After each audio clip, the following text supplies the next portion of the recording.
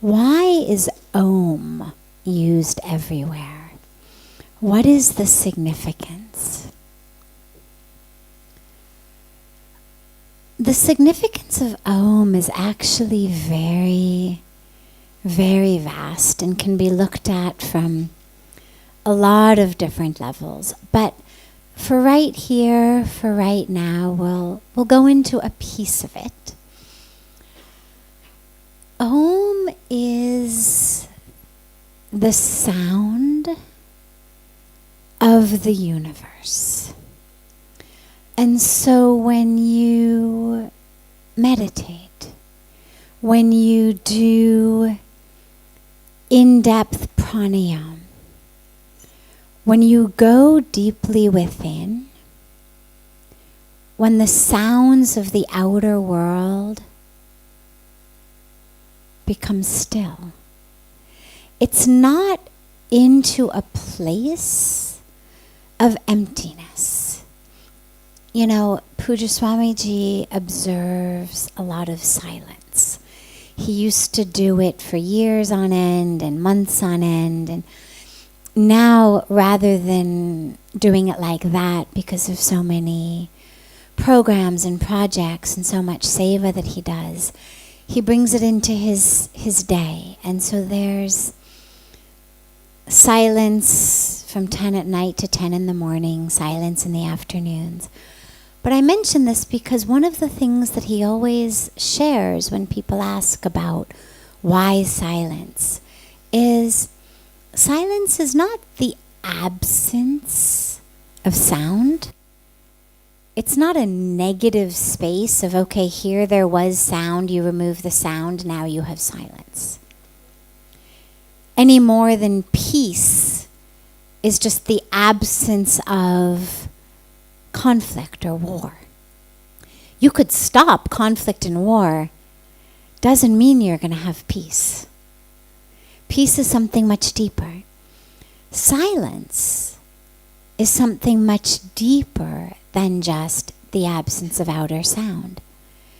Now, absence of outer sound is a prerequisite for it, just like stopping killing each other is a prerequisite for peace.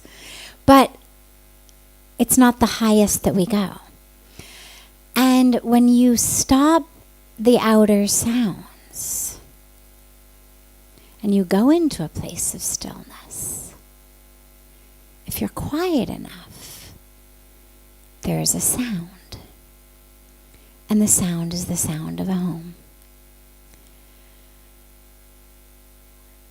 It's said that this is actually the sound out of which all else was born.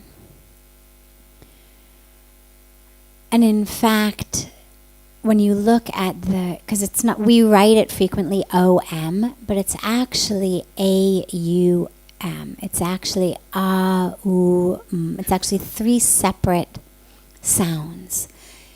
And those three sounds are referred to actually as the three elements of the divine. So we have the creator, we have the sustainer, we have the dissolver or destroyer. And that those three elements include the three aspects of the divine. And so in the sound of Om is the presence of all three elements of the divine. In the A-U-M, you have G-O-D, generator, operator, dissolver, or destroyer.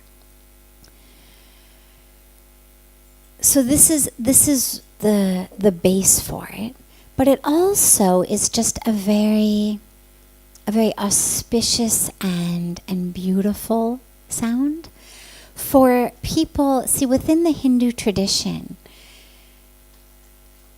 there's an almost infinite number of different paths and lineages. And so you'll find people worshiping the divine in the form of Krishna, and people worshiping the divine in the form of Shiva, and people worshiping the divine in the form of the Divine Mother, and on into many, many different possibilities. But there's also lineages where they don't worship the divine in form at all. Still within the Hindu or Sanatan Dharma traditions. And in many of them, what they worship is Om.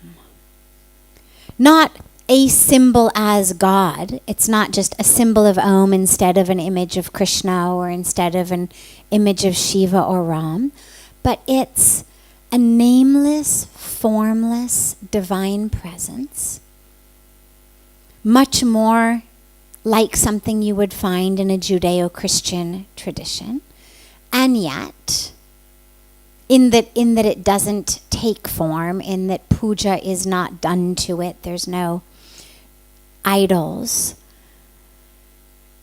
and that divine is worshipped through the symbol of the sound.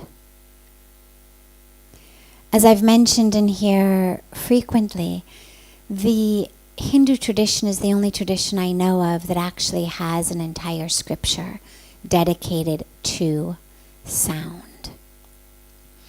There are traditions and lineages rooted in the name of God as the divine. When we say Sat Nam, the name is the truth. And it's not one name.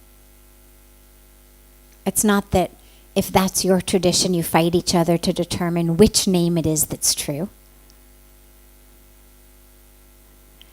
And yet, if we chose any of the names, inevitably there would be people who would say, oh wait, that's not the name that works best for me.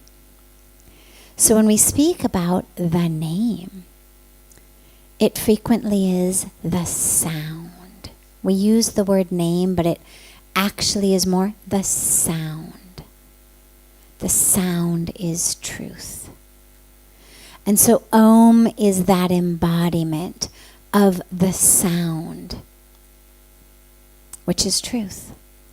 And lastly, and again, this is a really, really wide topic, but just lastly for tonight, as we know, sound is energy. Sound is not just something that we hear and we dance along or sing along or bop along or we like it or we don't like it. Sound is actually energy. It's literal vibrations that don't stop vibrating just because they've hit our tympanic membrane in the ear. They vibrate all the way through it. That's what allows us to hear and to know what people are saying. I mean, literally, you are, quote unquote, hearing what I'm saying due to vibrations, first on the outer ear, and then ultimately as it moves into the inner ear, along little microscopic hairs, and how those hairs vibrate, whether it's a long frequency or a short frequency.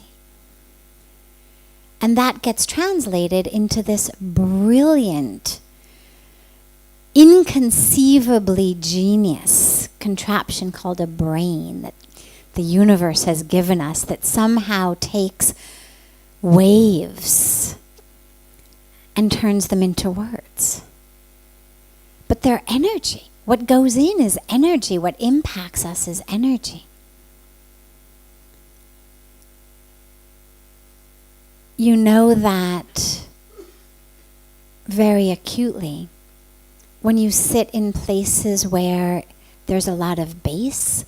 We had a beautiful performance during our International Yoga Festival by Shivamaniji, who's the world famous percussionist. And you sit on your couch and you literally vibrate. I mean, he's playing a good 50 feet from you. The speakers are a good 20, 30 feet from you. But literally, you're not just hearing it in your ears, the body is literally vibrating. If you doubt this, sit somewhere and turn on the radio really loud where there's a, good rock song going on that's got a lot of bass. You feel it in the body. And this is important because when we say that Om is the sound of the universe, it's also therefore the energy of the universe. And so when we drop into it, we chant it loudly, softly, internally, externally. We're literally connecting with the vibration of the universe, the energy of the universe, which is why it's so powerful.